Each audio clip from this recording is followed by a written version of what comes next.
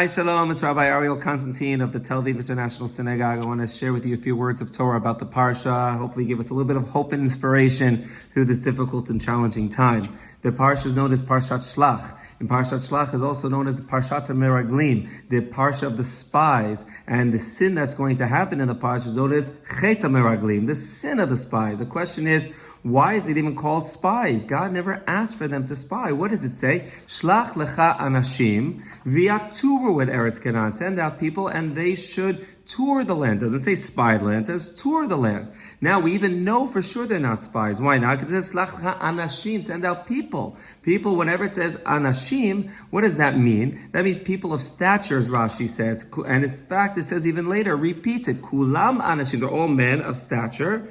As Rashi says, Kol anashim b'mikra l'shon chashivut. It's considered something of significance, of importance. These people, Rashei b'nei Yisrael heim. They are the leaders of the Jewish people. Now, if you're sending out a spy mission, you're sending out the leaders of the Jewish people. People who are known, recognized figures.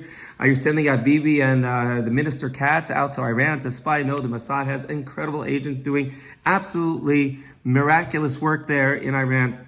Now, these are people who are young and blending in and unknown, anonymous people, not leaders of the tribes or leaders of the people. So clearly, each of these spies, so to speak, were leaders. They were elders. They clearly weren't spies. So why is it called the Parsha of the spies? Maybe it should be called the Parsha of the Tayarim, Parsha of the tourists. Well, first of all, why would there even be tourists? Well, Rabbi Soloveitchik explains that. He says that the people were about to marry the land of Israel. We have Am Yisrael, the people of Israel that formed after leaving Egypt. And then we have Torat Yisrael, the Torah that we got at Mount Sinai. And now we're about to get Eretz Yisrael, the land of Israel.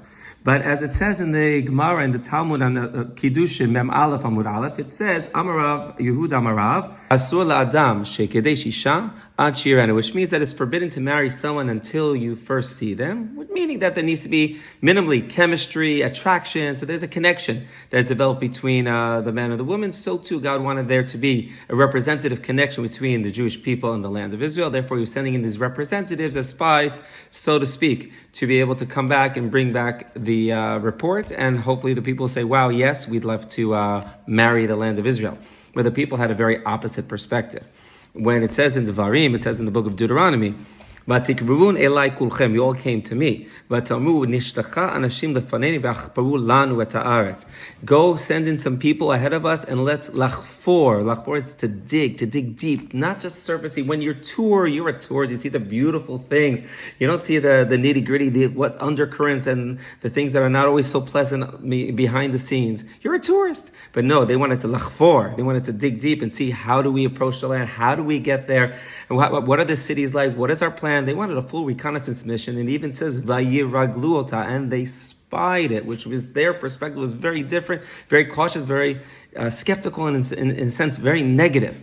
And that's the opposite approach of what Moshe and God were really intending. And in fact, when they came back and they said the words, Eretz ochelet yoshveha, it is a land that is devouring in its inhabitants. Think about this perspective. Rashi brings it incredible note. It says, B'chol makom she'avarnu mitzaum kovrei meitim. Everywhere that we passed by, we saw that they were burying people. V'akadosh Baruch Hu asa litzova. God did this for an intention to help them, as a favor to them. Why? So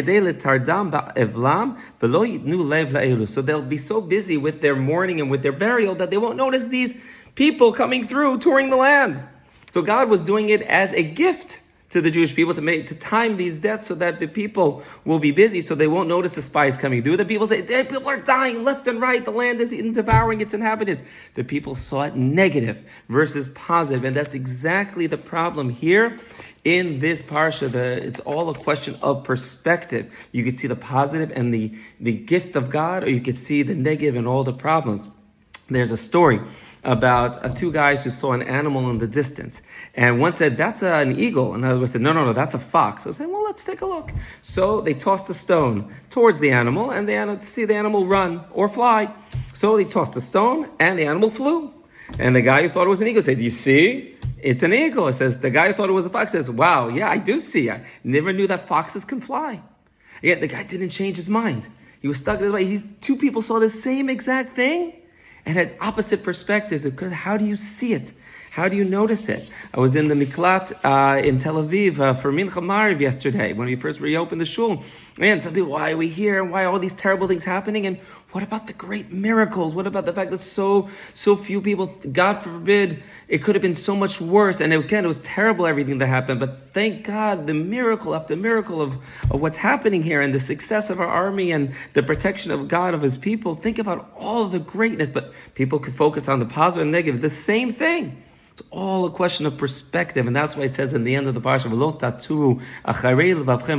don't follow, tour like with your eyes and with your heart. You can go and see things negatively, or you can tour and see things very positively. And that is our mission here, the question of perspective. And let us see the great gifts and miracles that God has bestowed upon our people here and now during this difficult and challenging war. We're so blessed. We're so blessed to have so much protection and salvation by God and guiding our brave soldiers, our men and women in the army. And let us thank God for all these incredible miracles and have the positive, put on our eyes and our hearts the right perspective of appreciation and seeing God's hand and God's gift. May we see God's full salvation and an end to this war and the freeing of our hostages and our soldiers coming home safe and sound quickly and speedily in our days. Shabbat Shalom.